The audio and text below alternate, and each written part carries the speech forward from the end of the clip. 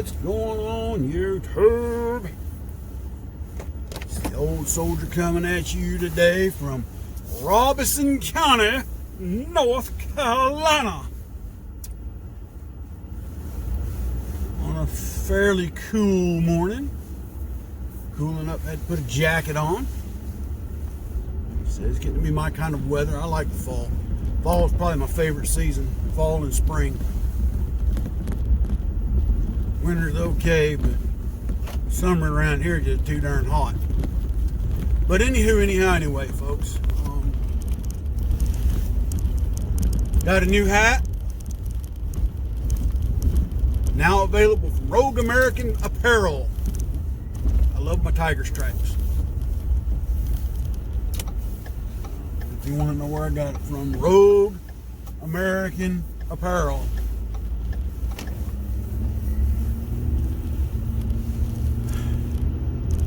But anyway, saw where the president was released from Walter Reed Hospital and went back to the White House to go back to work. And reports say he was working while he was in the hospital. Very admirable. I just hope that he's beating this thing. He and the First Lady. I know there was a lot of talk, that I was skimming through some of the reports this morning. A lot of turd buckets out there that are upset that, he went back to the White House and during his press conference, first thing he did was took his mask off. Like, well, dadgum, hey. But yesterday I was reading a report about the CDC once again changing their guidelines on how COVID is actually spread. They had to kind of backtrack on it being spread when you cough, sneeze, talk, sing. To now they believe the majority of the infections come from other people who are already infected. Gee, go figure. You go in, you touch somebody that's infected, and then you touch yourself, you breathe it in, next thing you know, you get the COVID. So, that brings me to the next question. Do the masks really work? I'm not going to say they do. I'm not really going to say they don't. My opinion is my opinion. And I'll state it as this. If you feel that you need to wear one, wear one. If you think you don't. Now, I'll caveat that with this. If you know you're sick with cold, flu, bronchitis, pneumonia, COVID, any of those, even mononucleosis, then you might want to stay home, and if you've got to go somewhere, cover up so you don't infect others. But again, the responsible thing to do is stay home until you get better. Now I get it. You got to go to the doctor. You got to go get your meds.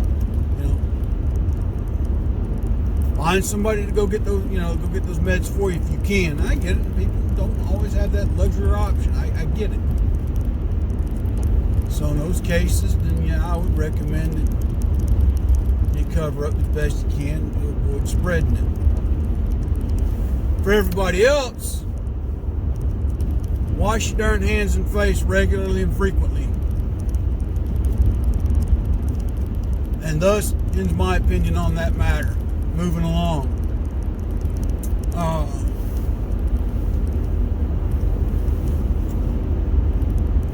was looking at North Carolina's candidates yesterday. I pulled me a sample ballot for the coming election. Of course, there's people on there I've never heard of, have no clue about. So that's the other thing I was going to tell everybody. If your state offers it, print off a sample ballot of the candidates that are running from all parties. Okay? All parties. And do your research now. Alright? I told my wife the other day, I told one of my coworkers the other day, I just don't know if I can vote for Tom Tillis in good conscience again. I voted for him 6 years ago in the hopes that he was going to go up there and make some changes. And and do some things, but he got up there and he got led astray by Richard Burr and other political hacks. I'm definitely not voting for the Democrat candidate, but there is a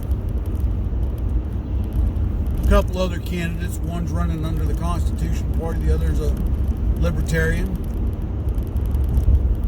I may strongly cast my vote for.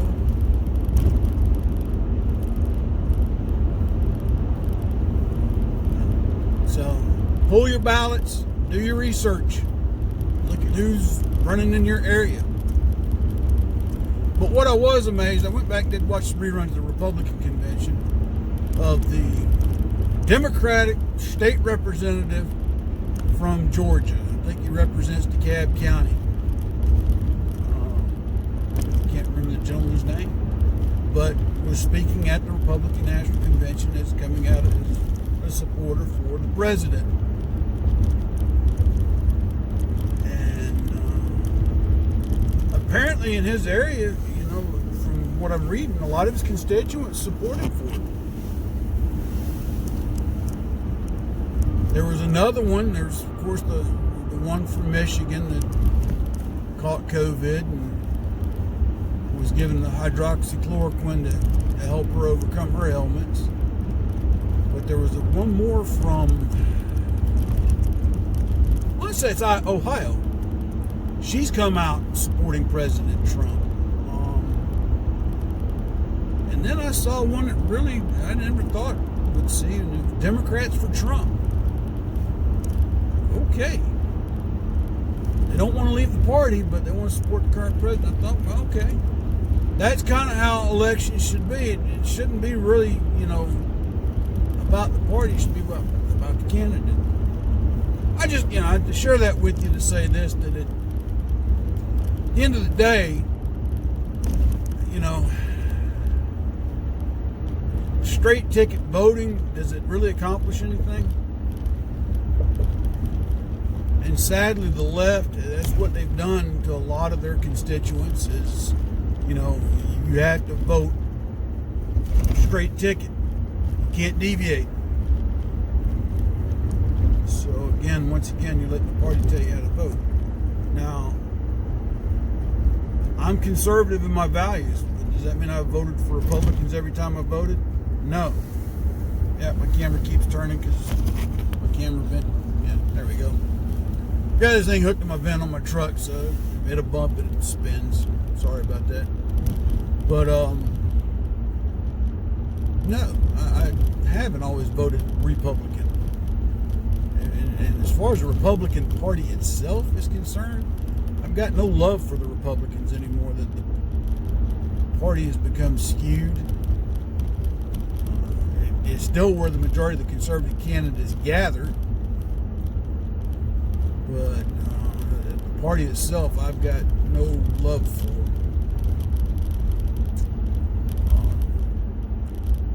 But again, that's what I'm saying. Look at your ballot. See who's running in your area. Look at what they stand on. Vote your values. That's what I told a friend of mine the other day. That, you know, for many years he has voted nothing but Democrat and liberal. Because why, it's kind of how he's been told. But in recent years, he's come to the realization that he needs to vote his values, and he's starting to find that many of the conservative candidates actually meet his values over the Democratic candidates.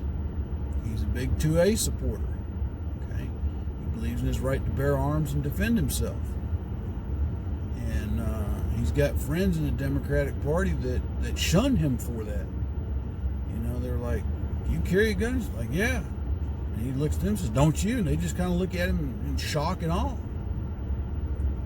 And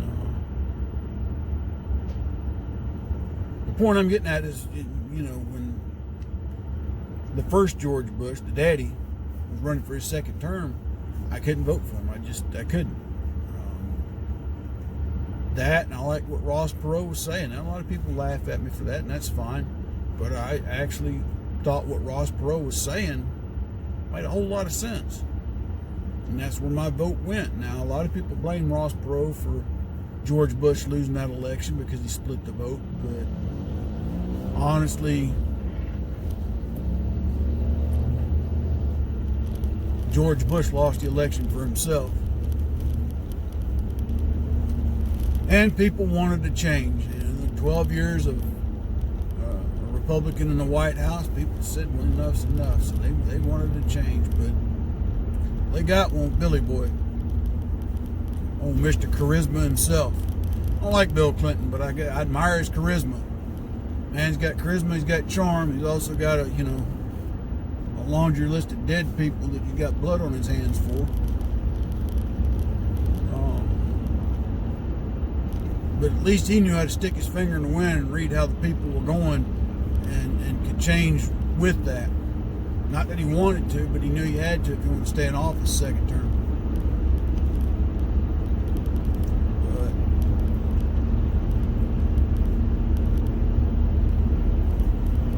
But anyway, folks, pull you off the sample ballot for your area. Look at who's running. I mean, you've got to look at not only the national, your state, and even local and municipal elections. A lot of times we don't give a lot of thought to who's running for your county commission or your city council or your town mayor. Courts. And in every state it's a little different on what's an elected office. Like here in North Carolina, the Department of Agriculture is an elected position. So, and the same guy held it for I don't know how long, running again, Steve Troxler. I don't know much about him. I need to read up on him again. Then there's your judges. That's another one. A lot of people don't realize a lot of these judges are politicians. They get elected, so that has a variance. And honestly, I think when it comes to that kind of there needs to be another way of putting a judge on the bench. That's the way I feel about that. I don't think judges should be elected. Some would argue that they shouldn't be appointed by the governor, either, or city or town or county councils or commissions. So I don't know what the complete solution there is, but having them elected, and tell me what y'all think. If you think they ought to be elected, hey, we just have a difference of opinion is all. Again, like I said, I don't have a perfect solution, but I'd be willing to look for one. Especially at the state Supreme Court levels.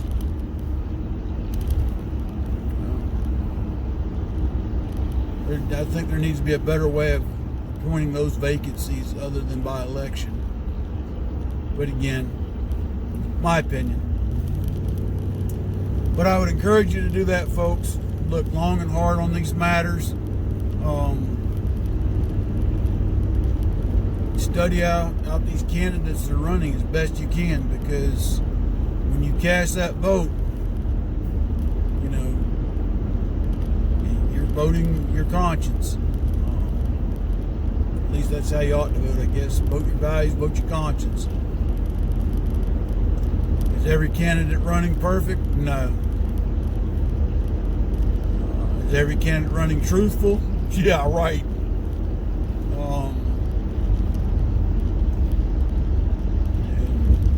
A lot of them, even today, will continue to talk the talk in order to get elected. But the question is how many of them actually backed up what they said they were going to do. I think that's why California, again, take a long, hard look at California, folks. There's some things changing in California that it's not getting out on the mainstream media. But a lot of people in California, even in the more liberal towns and cities, they're starting to, I don't like to use the term wake up and be awoke. I like to think that, I guess there's not a better way to put it. They are waking up. They're kind of seeing that some of the stuff that has been passed in California for years on end has actually become detrimental. What do you mean by detrimental? Well, the state trying to pay for every looking thing that a person does, taxing the crap out of those that earn to support those that don't. At the end of the day, the books cannot be balanced. And this, again, we talked yesterday about communism, socialism. At the end of the day, socialism is always one step from communism, in the sense that once you go to a socialism, communism is not far behind. And, France is an example of that. And you're like, well, what's France got to do with it? France is a socialist government, folks. And it wasn't but a few years ago, France was on the verge of a collapse. People don't realize that. That's, and here's the problem. In that so-called socialist utopia in France, the people who are doing all the working are paying taxes. The companies are paying taxes, so that those that don't want to work can have an income. And eventually what happens, you get more people that are not working living off the backs of those that are. Greece is another example of where that failed the nation. And then that puts the on the precarious perch of tipping over into full-blown communism. Okay? And why didn't communism work? Well, let's talk about that for a minute. Hopefully some leftists are watching this and maybe they'll wake up to why communism doesn't work. You see, when Lenin basically took over in Russia, well, he had the Tsar and the royal family killed. Okay? That's one thing. They take over by violence, murder, theft, and lying. And basically, he just demanded that the factories produce what they'd been producing, except for they were going to maintain this, and then all this was going to be given to the people. Well, what that did, it took away the motivation of the work. And that was the other thing. Initially, Lenin took away wages. Bet y'all didn't know that. Workers were basically paid in product, if you will, and the economy was supposed to thrive under a barter system. Farmers couldn't overproduce. What they produced had to go to market to be traded, this, that, and the other. They couldn't lease out their land. In other words, if a farmer had land, he had to work it. Okay? Couldn't lease it out, couldn't mortgage it. There's a whole litany of things that went into that. But no wages for a long time. It was under a barter system. You were paid for the work that you put in, supposedly. And see, the problem there is this, that you take away the motivation to work. Here in the United States, you go to work somewhere with the end goal to, earn as much money as you possibly can. Now, the thing is, sorry about that camera, I gotta do something, I gotta buy a new mount. But at the end of the day, here in the United States, if you don't like where you're working because you're not making the money that you want to make, you have the right and the freedom to go and look for other employment, or hold two jobs if you want, in order to make more money. Okay? Now, when the economy takes its dips and its slides from time to time, it makes it harder. And then other times, things are more frugal. And again, that is why I tell these young people today, I said, if you're going to go to school, get something you make money at. Learn a trade. Well, I want to do, okay, that's fine, but learn a trade. Why do I need to do that? Well, there's going to be times you're going to need to support yourself. I don't know how many people listen to Sean Hannity. I used to listen to him a lot. The one thing that to hear him talk, he did a lot of working before he got very successful in what he does now. He had a paper route. He was a paper boy, a bartender. He hung sheetrock, painter. He did all those things while he was going to school and trying to get into the radio business, and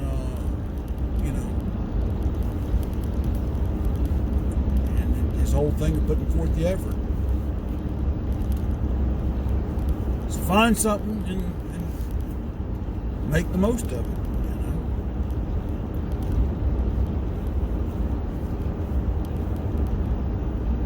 But like I said, in the communism of Lenin, factories and farms, you'll produce this, and this. No, you will do this. Well, think about it in these terms. You tell a stubborn child or a rebellious child they can't do something, or they have to do something. They put it that way, they have to do something. 9 out of 10 times, what do? They either don't do it at all, or they don't give it their best. Okay? And that's what happened in Russia under Lenin. To the point that Lenin actually had to contradict the Communist Manifesto and ease up on the restrictions of the economic system and go back to allowing some amount of private ownership of farms and markets. Well, the true Bolsheviks didn't like that. So when Lenin died and Stalin came to power, see, Lenin was kind of seeing how allowing people, when they gave him an incentive to work, because that was the other thing, you had to bring wages back in. People actually had to be paid monetary wages. And see, things were starting to rebound when he saw that. And when Lenin died, he was afraid he didn't want Stalin to take power, because he knew Stalin was a die-hard Bolshevik who believed in the violent means of taking over a country and its economy. And what we run into is that when Stalin came to power, he reinstituted a lot of those original policies that Lenin had eased up on. And if you didn't work, he carted you off to Siberia for an extended winter vacation. So, I'm at work now. God bless. Take care. Vote your conscience. One of my co-workers acting silly. And stay safe, my friends. So, until tomorrow, this is the old soldier. God bless. Take care.